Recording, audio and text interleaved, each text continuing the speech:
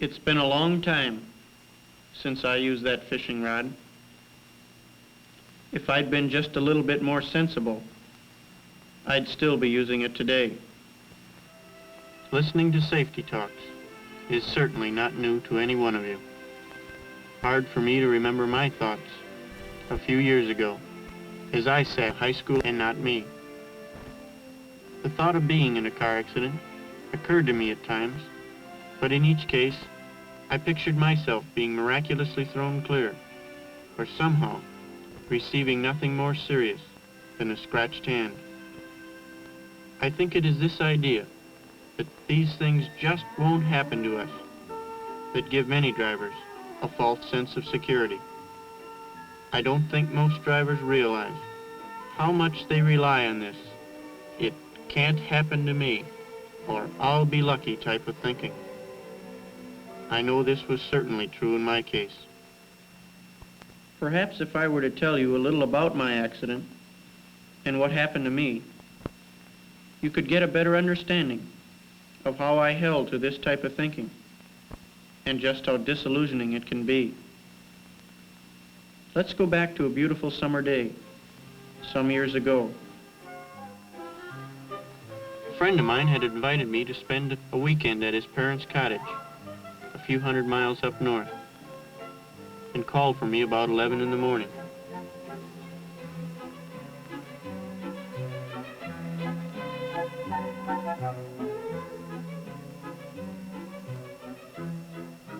After packing a few things, like tackle boxes and fishing rods, we took off with visions of big walleyes, maybe even a muskie or two.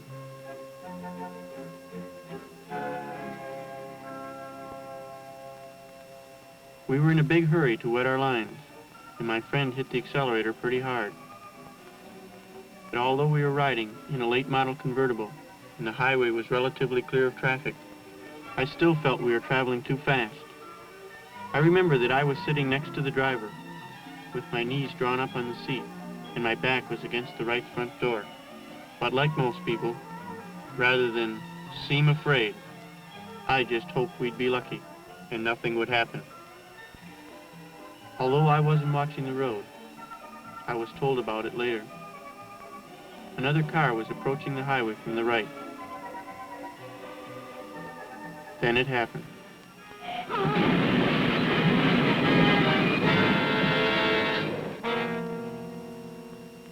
When I finally stopped rolling, I was lying on my back looking straight up at the sky. And I remember I had such a wonderful feeling of relief that I thanked God for not being hurt.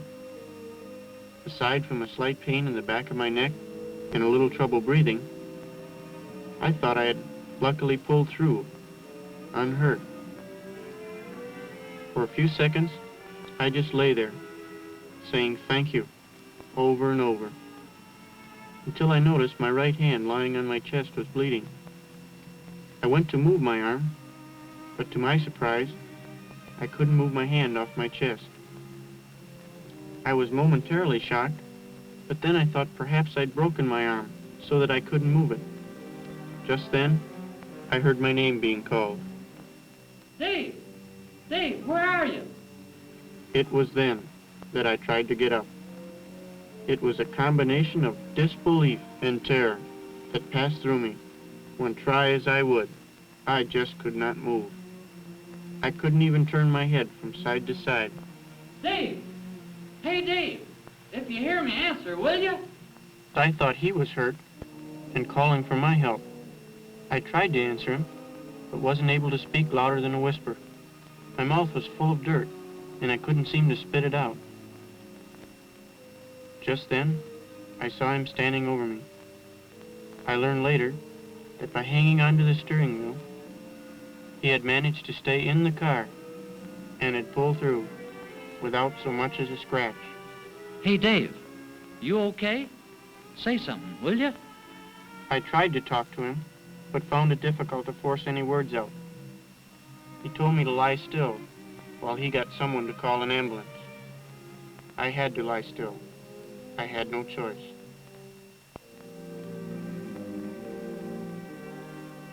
It seemed like only a matter of minutes before a large crowd of people had circled around. The pain in the back of my neck began to hurt me more, so I kept my eyes closed most of the time. But I could hear people in the crowd saying, "Oh, that poor kid." Oh, look at him. This really frightened me, because hard as I tried, I couldn't see any part of my body, except the hand on my chest, and for all I knew, I had lost a leg. I must have tried to move 100 times, but the only thing I could move were my eyes. I heard someone in the distance, sort of an eerie someone, with a disembodied voice. Is he dead?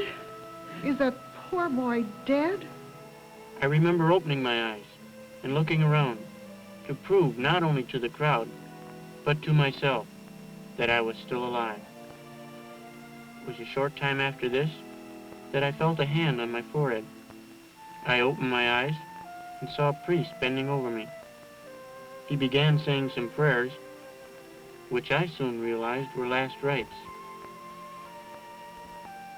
Well, you can imagine the terrible scare this gave me, because up until this time, I realized that something strange had happened to me, but I certainly didn't think I was going to die. Shortly after this priest had given me last rites, a minister tried to help. After what seemed like an eternity, though actually only about 20 minutes, I heard the ambulance coming.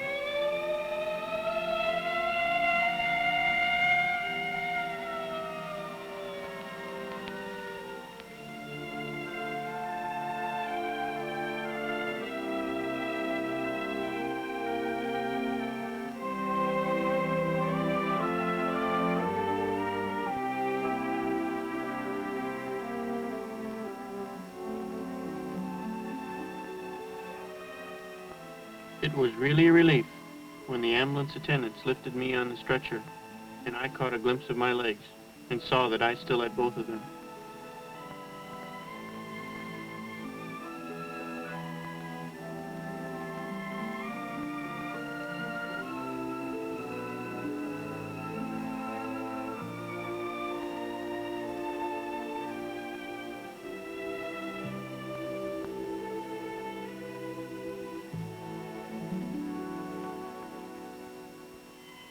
This may sound silly, but that ride in the ambulance, even with the flashing lights and siren to clear the way, was the most frightening ride I've ever had. It seemed as though we were going so fast, and I had just experienced how fast things could happen, that had I been able, I'm sure I would have asked them to slow down.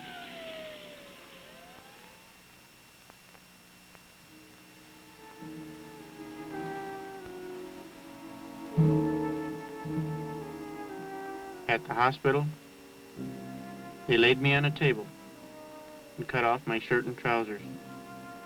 The doctor then did what I thought was a strange thing. He took a pin, told me he was going to start picking me with it, and that I was to tell him when I felt any of the pin pricks. He began at my feet and continued up my body.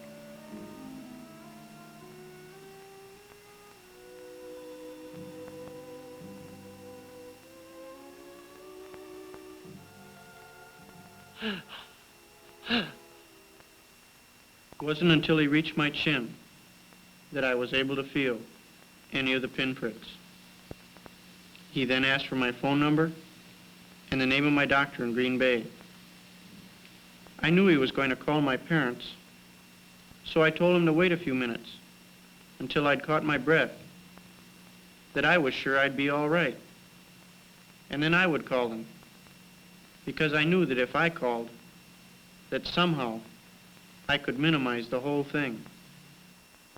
He then told me that I had fractured my neck and that it was best that he call them now. While they were putting through the call, I was moved to another room where they placed a halter-like device over my head, to which they attached some weights. As I lay there, I thought of many things. I thought about my friend speeding, and I was inclined to put all the blame on him. But I realized that I was just as much at fault as he. If I'd had the nerve to make him slow down, well, It was too late to think about those things now. I lay there like that, with my neck in traction, until later that evening, to remove the halter and shave the hair off my head. Then he proceeded to drill 2 holes in my skull, one on each side of my head. When he started drilling, all kinds of wild thoughts occurred to me. I had just finished a course in sociology, where we'd learned that in certain extreme mental cases, that the doctor had been forced to remove part of the brain so as to make the patient more docile. And I thought perhaps they thought there was something mentally wrong with me. But as it turned out, these holes were used to anchor a tongue-like instrument to my head, enabling them to keep my neck in traction without pulling on my chin. At this point, with all the drilling, combined with the pain in my neck and overall weakness, I was inclined to believe that last rites had been in order after all. What happened in the next 4 to 5 weeks is not quite clear to me, as I was under heavy sedation. Although I do remember that the next day they did something to the back of my neck. I was told later that they had been forced to operate because the traction alone had failed to straighten out my spinal cord.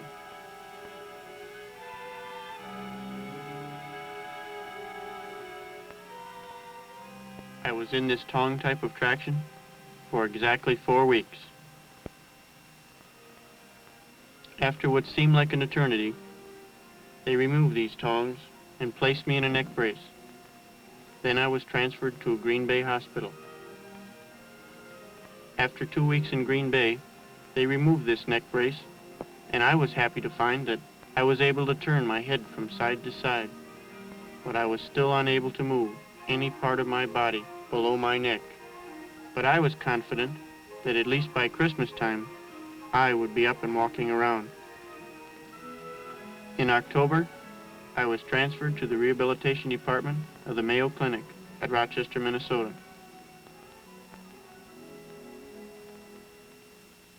It was at Mayo's that I was finally told the truth about my chances of recovery. I can still hear the doctor's words. David, you'll have to know sometime. Although there are rare exceptions in cases like yours, I'm afraid you can't expect much more use of your body than you have right now. All I had, and all I could expect to have, was partial recovery of my arms and shoulders. I was at Mayo's a little more than a year.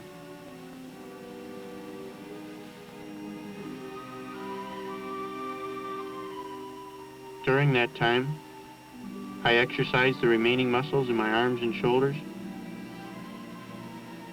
and had 4 operations on my hands so as to enable me to grasp things, feed myself, things that I used to take for granted.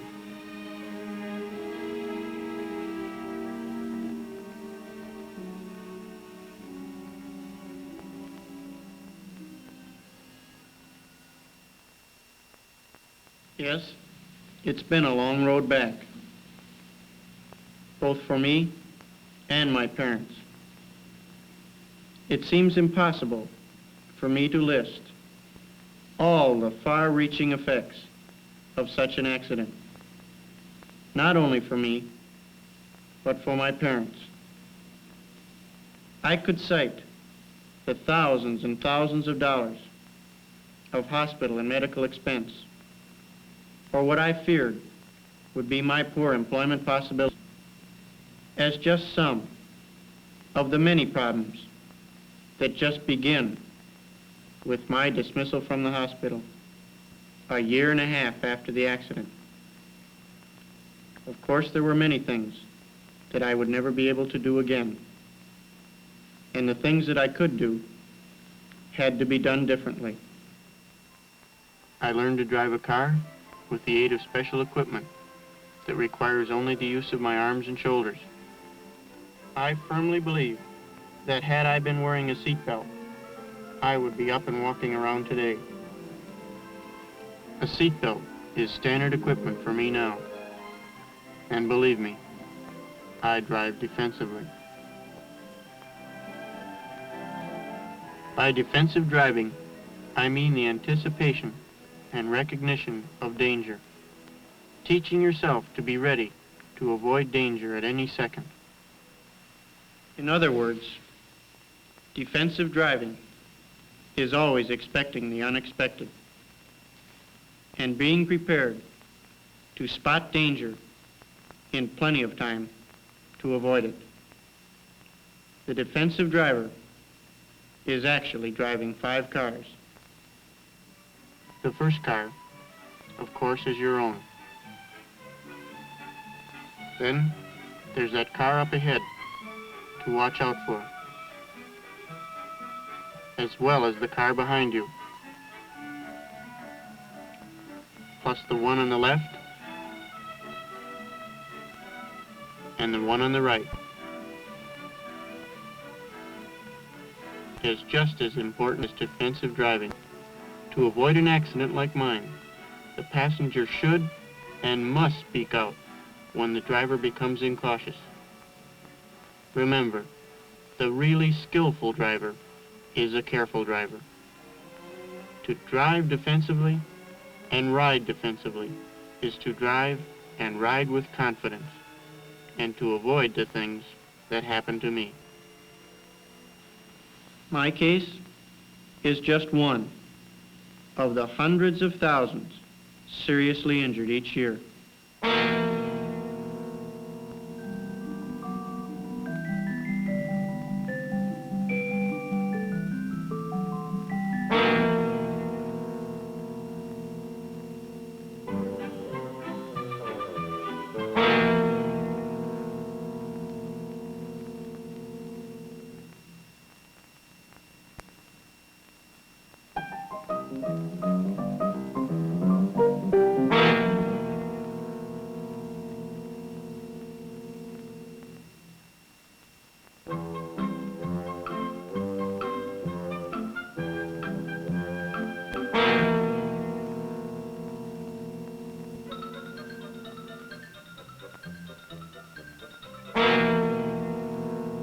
When I read some of the unbelievable statistics, like one person being seriously injured every 22 seconds, I can't help but think of those seriously injured in car accidents who wish that they could just one more chance to be well home this time. They would replace this "it can't happen to me" or "I'll be lucky" type of thinking with the much more reliable "I won't take chances, I'll drive defensively and ride defensively" kind of thinking.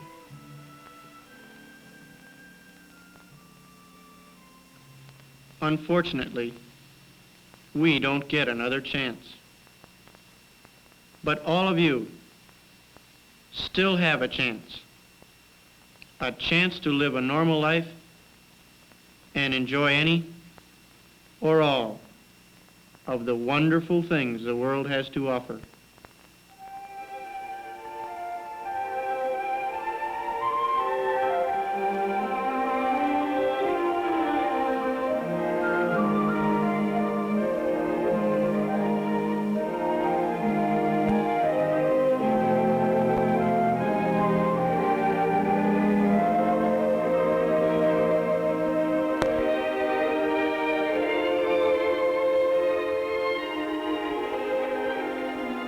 It's been a long road back for me, and a long road still ahead. But if my experience can inspire you to always drive and ride with common sense and never take a chance, it will be a happy road with the best yet to come. Washington, D.C. John F. Kennedy, President of the United States, names David Hall of Green Bay, Wisconsin, America's Handicapped Man of the Year.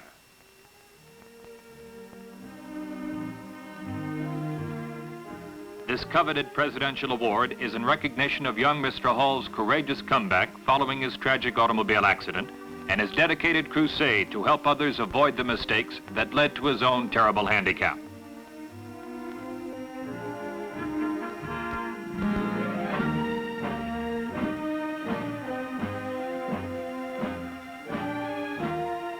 America's Handicapped Man of the Year, David Hall.